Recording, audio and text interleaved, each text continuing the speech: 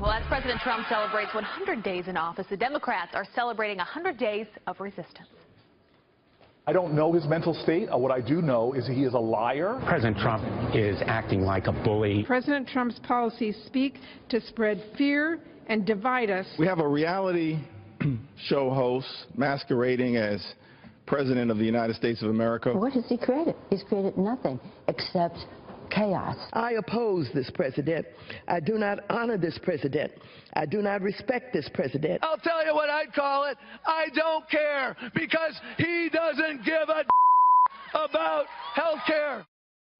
But how far has all of that gotten? A new poll reveals that 67% of voters believe the Democratic Party is out of touch, including 44% of Democrats.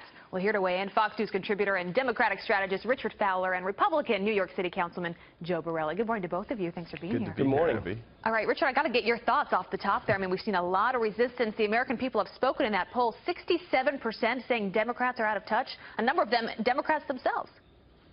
Well, listen, I think polls are polls, right? And we poll every week. I think the real polls is how people vote. So we saw in the Kansas 4th, which was a special election for Mike Pompeo's seat, that Democrats picked up almost 20 points in the special election. And then we see the Georgia 6th, where Democrats are likely to win that seat in the runoff. So these are both opportunities where voters are going out to the polls and they're saying, we're not really sure about Donald Trump.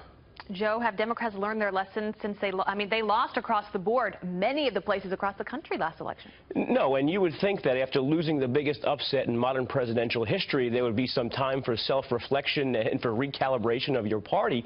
But you see, both at the grassroots level and at 40,000 feet, there's a party in disarray. You see these college campuses where people can't even speak without being threatened with violence that you guys just spoke about earlier.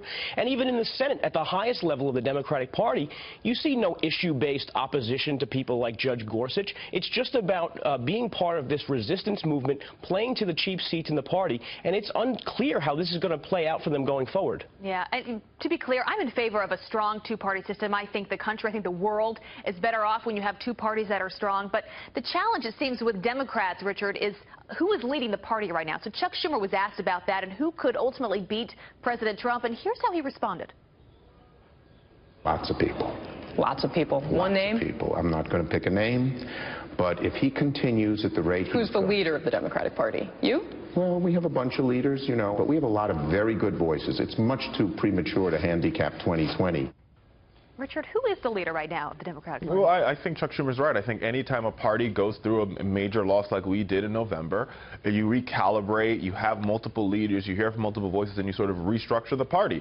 If you asked Republicans last year who their leader was, they wouldn't have an answer for you either. Can you name a name, though? Can you name a name? No, but I don't. Like I said, I think we're recalibrating and we're trying to figure out what our message is, what our strategy is, and there's many folks working on that. But let me make a larger point here that I think it's unacceptable to me, is that Republicans have huge majorities in the House. They have a majority in the United States Senate, but yet still, and they now have the Supreme Court and the White House, but yet still on every legislative challenge, they somehow manage to blame us.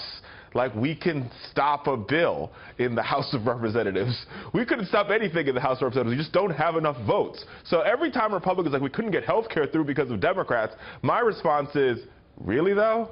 Really, though? Joe, last word here. Well, Abby, to answer your question to Richard, the truth is that there is no leadership in the Democratic Party. The only reason why there's so much focus on Obama post-presidency is because none of the elected officials, whether it be in the Senate or governors or even DNC Chair Tom Perez, who was caught in that curse-laden tirade with children in the back, the truth is that the Democratic Party is a ship without a captain, and this is not a good place to be going into 2018 midterm elections where you have to defend 4 Senate seats in states where Trump won. It's a disaster waiting to happen for the party, and they're not willing to make the changes necessary to correct it. We will see. Richard Fowler, Joe Borelli, good to have you both here this morning. Thank you. This debate will continue.